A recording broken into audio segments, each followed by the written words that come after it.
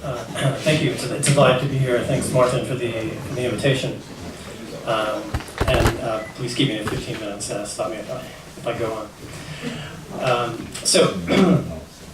In the post-war period of constitutional reconstruction in Europe, I think the U.S. Supreme Court fired the moral imagination of constitutional framers, but the Austrian Constitutional Court, essentially a creation of Hans Kelson, provided the backbone and structure for the constitutional courts that were established in Europe. So I'm talking about a broad period from 1945 to the mid-1990s, so including the post-Cold War developments in Central and Eastern Europe. So you're familiar with this, so I'll run quickly through this, but it's been proposed by many scholars that there are two fundamental models of judicial review. One is the American model, where review is diffuse or decentralized, where in principle every court can pronounce on the judgment of constitutionality of law. If you've been following the news in Texas and the US, there was a Texas district judge recently that declared Obamacare, the major healthcare legislation in the United States, to be unconstitutional. The Trump administration has now agreed not to challenge that, so this has thrown the whole healthcare system of the U.S. into question on the basis of one judge.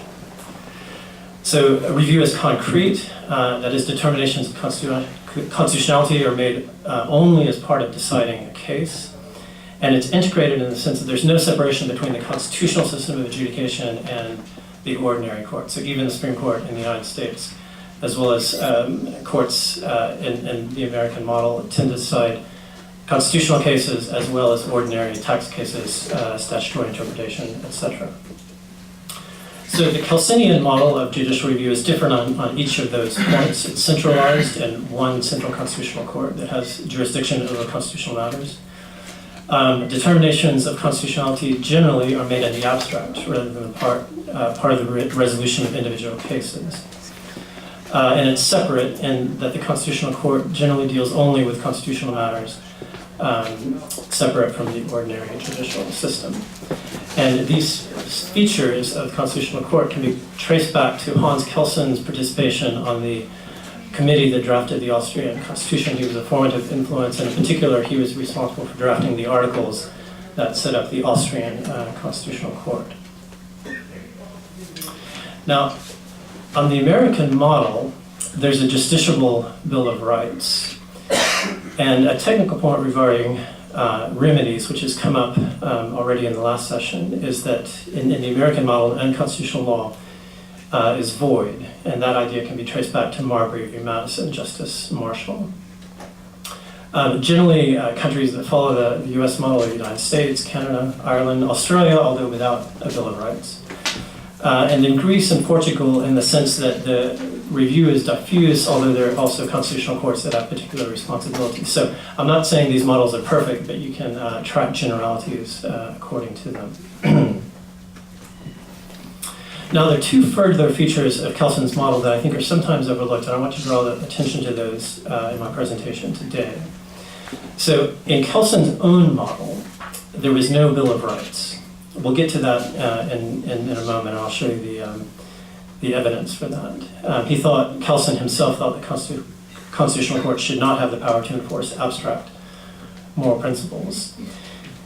And on this point of remedies, Kelson was very insistent on the idea that a constitutional court does not determine ex validity ex tunc. That is, a court should never declare that the law is just void ab initio. For Kelson, it should always be from that moment forward.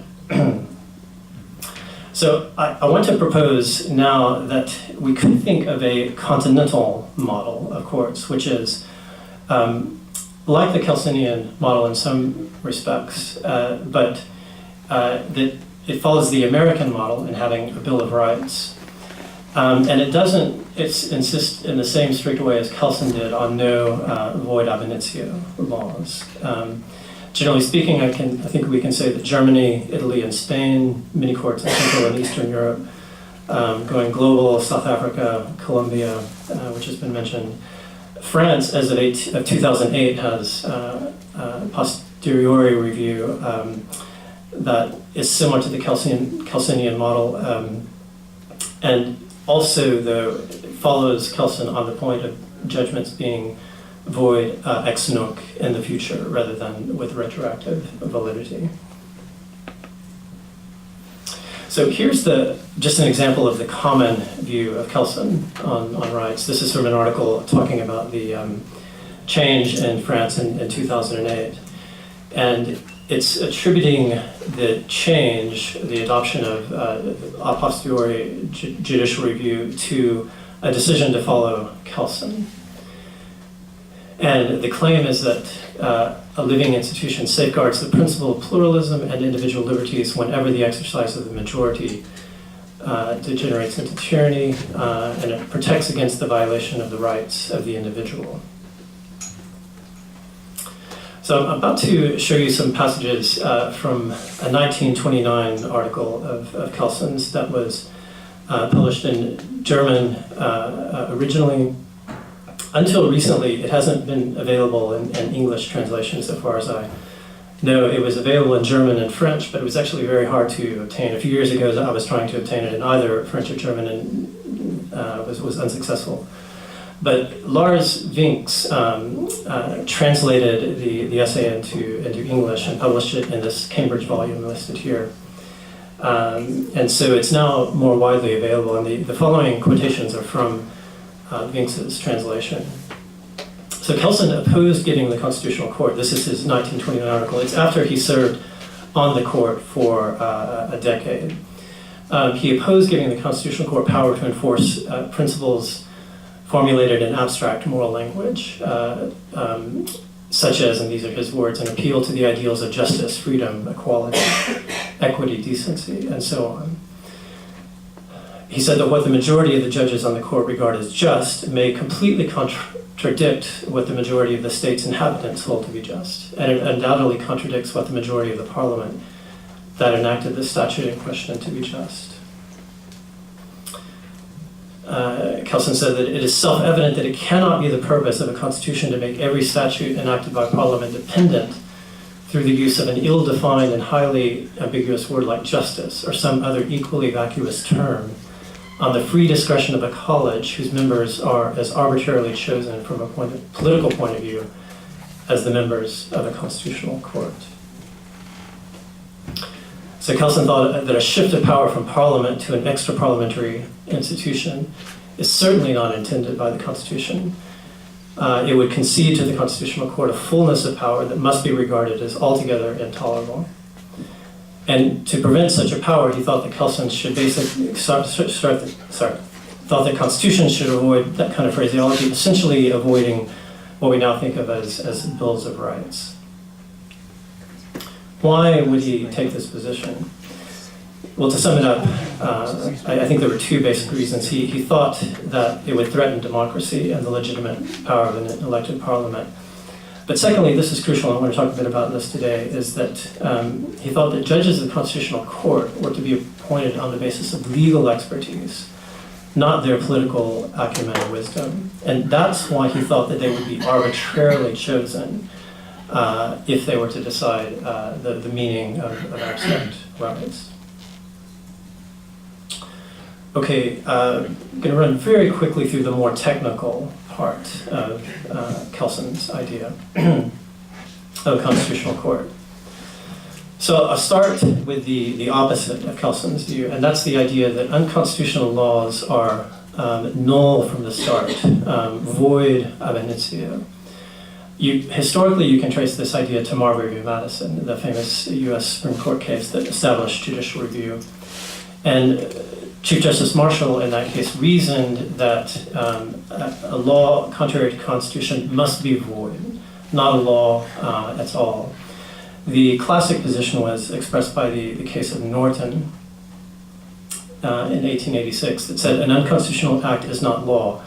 It confers no rights. It imposes no duties. It is in legal contemplation as inoperative as though it had never been passed.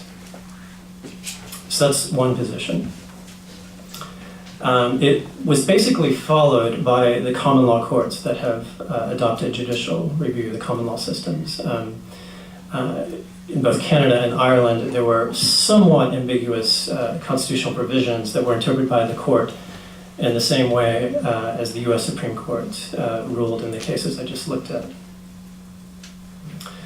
In Germany, and we're going back to an issue that came up in the last section, the Federal Constitutional Court Act provides that when a court enters a judgment of unconstitutionality, the law is void, nichtig. And so the fundamental basis of the theory in Germany is like that of Marshall rather than like that of Kelson. Now, there was mentioned in the last section, the remedy of the, if I pronounce it correctly, Unvereinbarkeitserklärung. And that's one example of a number of ways in which courts who take the baseline void ab initio theory nonetheless work around it. So what the German court does in that situation is declare the law unconstitutional, as we've heard, give a period for the legislature to change the law, often with instructions on how to do that. That was developed initially by the court, but it was later, as I understand, affirmed in statute. The South African Constitution explicitly gives the South African Constitutional Court that power. The Canadian court came up with a very similar kind of remedy in a case called the Manitoba Language Reference case, and they were essentially forced to do so because in that case all of the laws of the province of Manitoba were unconstitutional and had been so for a century because they had not been translated into English and French as the Constitution required. So to avoid a situation of retroactive invalidity of all law and legal judgments over the course of a century, that position had to be adopted. Now, the United States has not adopted anything like that, but in the US and Ireland has taken a similar approach. There's an option not to apply the retroactive effects of invalidity, and that option is in most cases elevated to a presumption. About 3 minutes, I'll be done. 2 minutes. So all this goes against Kelson's idea. Kelson thought that it was impossible in a system of positive law to consider a statute as absolutely null or void. Within a system of positive law, there is no nullity, absolute nullity. It is not possible to characterize an act which presents itself as null, as a legal act, as null a priori, void ab initio. Only annulment of such an act is possible. The act is not void, it is only avoidable. Now, he presented this as a matter of legal theory, but he was also, I think, concerned about the practicalities. This is from a 1942 article, but this idea of avoiding anarchy can be traced back to his creation of the court as a member of the Austrian committee. So he was worried about the kind of disruption that could result by declaring a law void with retroactive effects. Now, a number of systems in Europe, they're basically Kelsenian, except they also have adjudication of rights, agree with the Kelson on the theory of ex nunc. So they take a baseline theory. So Italy, Article 136 of the Constitution expresses this view.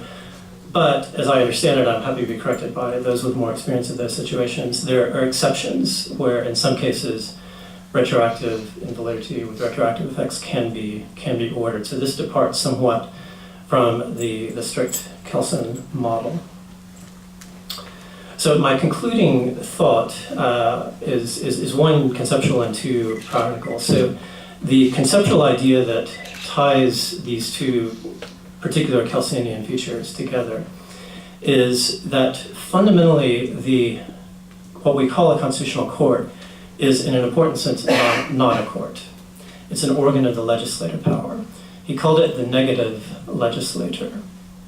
And he treated the ex nunc prospective treatment of rendering null of statutes as exactly like repealing legislation. It's a very different way of thinking about it from Marshall's idea, where a law that's unconstitutional is just not a law, never been a law. Kelson saw it as a constitutive act that was very different in kind, and this is the idea of the negative legislator. The positive legislator, on the other hand, the legislature, was not bound in the same way, was much more free to act. And so Kelson connected the general principles that bind the positive legislature to a certain freedom that's not accorded to the constitutional court. The negative legislature is much more bound by law, and that's connected to the idea of why Kelson was worried about giving the Bill of Rights to the Constitutional Court for adjudication. Okay. So this passage here from his 1929 article emphasizes and underscores the idea that the court is not only a court. So even if it's referred to as a court, and even if it has independence, from an organizational point of view, it's engaged in an activity that makes it into something more than a mere court. So because of that, Kelson thought we had to think really hard about what kind of competence or qualifications a constitutional judge would have. And in 1942, he said that because of this, the judges should actually be chosen by Parliament rather than the administration. In his 1929 article, he held out the idea, at least as a matter of theory, that the Constitutional Court judges themselves could appoint their successors. And I think that that's only understandable in this idea that they're exercising a very technical legal jurisdiction. In the American South, there was a phrase popular a few years ago, what would Jesus do? And I'm just posing the question to conclude, what would Kelson do then with a continental model with a justiciable Bill of Rights? So if you take his structural model and add a Bill of Rights, what would he have thought would be the necessary qualifications for the judges who sit on the court?